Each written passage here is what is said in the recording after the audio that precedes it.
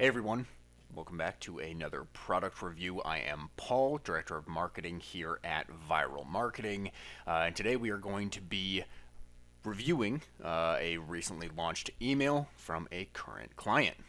Okay, so if you remember from my first product review, we covered all the aspects that you should have in your email. Let's start at the top here with your email header. It should be very clean. This is an excellent example of what you should expect from your email header. So we have obviously John's group here, Fine Living Group, along with the brokerage EXP. It also has his full name, contact information, and email address. Perfect.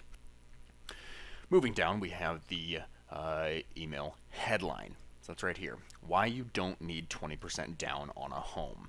That's an excellent headline. Obviously, that's going to perk some ears up, especially people who really need to get into a home, especially first-time home buyers. They don't have a home to sell, so they don't really have that They might not have that capital, right? Great headline. Moving down to the screenshot. This is an extremely busy screenshot. Okay. How I would probably fix this is actually make the screen grab that we took, which is right here, and expand this to cover the entire thing. I don't think we need this cool background or anything like this. We really want to make this plain, simple, straight to the point. Okay. I also don't think that we need his name right there, so I would delete that. Obviously, we have his name right here.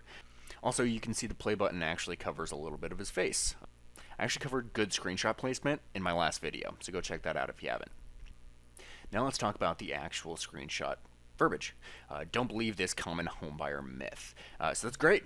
So it's just kind of reiterating the fact that you don't need 20%. And it's showcasing, like, if you believe this, you're not alone. It's very common. 20% is kind of the magic number that everyone hears. And then moving below that, we have the group name and the brokerage name as well. Again, it might seem a little redundant since we have the email header up here with the same names listed. However, if you remember, the email header is only in the email, right? So if this screenshot is on the blog or on social media or anything like that, this screenshot is going to be much more prevalent in all of those other areas. So we probably do still need that on the screenshot. So just some minor adjustments on the screenshot here. I think we can make this a really good screenshot, but just a little bit of work to put into it. Now below that we have the email teaser. This is great. It's just a quick little paragraph about what John is going to cover in the actual video. So it sums up everything perfectly. No changes there. Below that we have our calls to action. So watch my video, which links up to the blog as well. And then want to buy a home, search all homes for sale, and then looking to sell your home, you have the home value report. So let's click on these links. All right, so the search all homes button leads to the advanced property search that John has set up. So that's great. Then the home value report leads to this market analysis. So you submit a form. That's perfect. That's exactly what we're looking for in these. Now let's head over to the blog here. So we have our title right here. Once again, why you don't need 20% down on a home. Then below that we have the screenshot. So we already covered kind of what I would change about that, but one thing that I would keep in mind is this is the same issue that we had on my last product review, where this watch on YouTube button actually covers a portion of the screenshot. So this is one thing that our video editors need to keep in mind when they are creating the screenshot. All right, let's check out this video.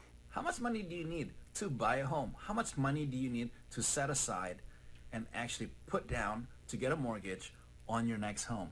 Okay, so the first thing that I noticed was it's a little bit of a shaky video. Okay, so I can definitely tell that John is holding his phone. Looks like he's recording on a phone or a standalone camera, but that's definitely something that I would change. Okay, it's super distracting for the viewer, and also tripods are relatively cheap. Right? They're portable. You can take them anywhere. They keep everything completely still. Okay? That way the shaky camera is not prevalent in the video and it's not distracting for the viewer. it seemed like he was dragging on the video a little bit too long for an intro. We want to make these intros short, sweet, to the point. That way we don't lose viewership as you're kind of dragging on what you're going to be talking about in the video. The one thing I do want to talk about on today's video is this sizzle reel. So we didn't see that in the last video. Sizzle reels are amazing motion intros that you can get done where they're a bunch of just action shots and upbeat music, and you can share some core values, etc. They really complement an educational video like this and kind of showcases who the team is and also kind of shares the core values behind the team or brokerage that you work with, right?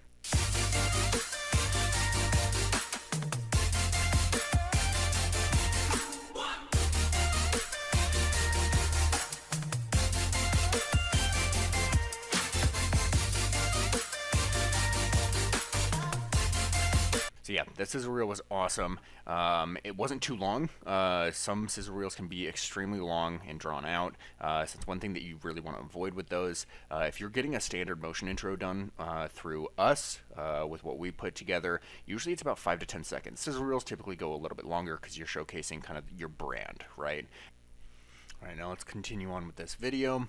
I skipped ahead a little bit to kind of show you exactly what I'm going to be talking about next here. So, as you can see here where my slider is, it's 1:35 until John actually starts talking about what the whole video is about, right? Once he starts getting to the actual meat and potatoes of the educational content of this video.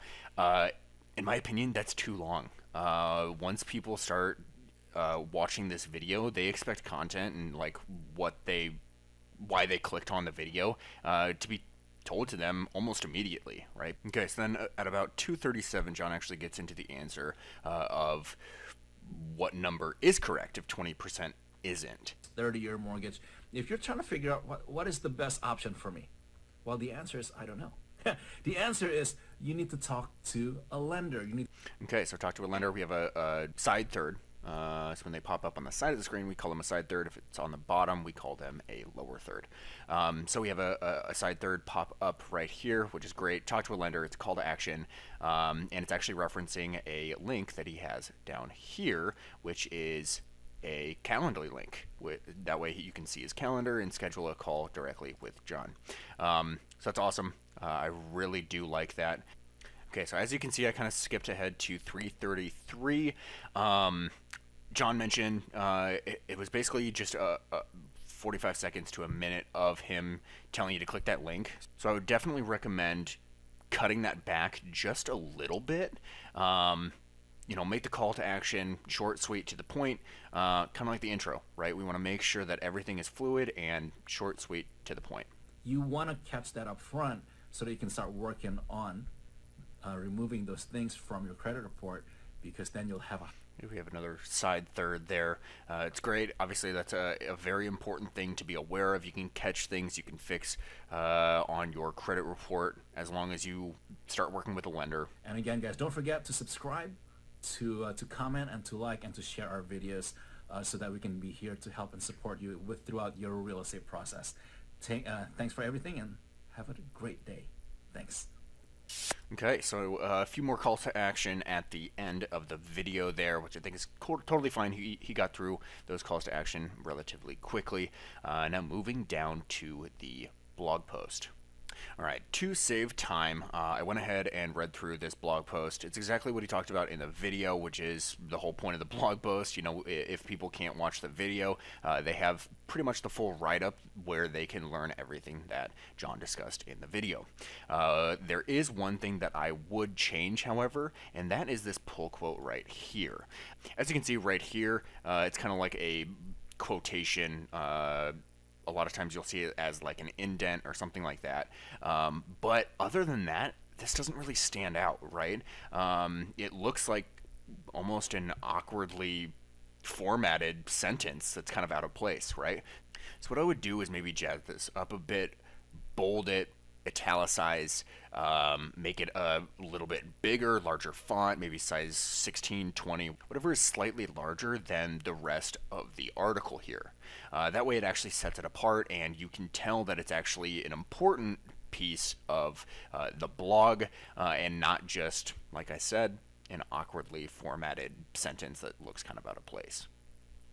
So that's it for today's video. Now, every single issue that I went over on today's product review can easily be solved with a quick phone call with your consultant here at Viral. They're well trained on everything that they do, so go ahead and call up your person here at Viral, tell them what you're kind of concerned about in your own videos, and if you have any direct questions for me, my contact information is below. With that, hope to see you on the next one.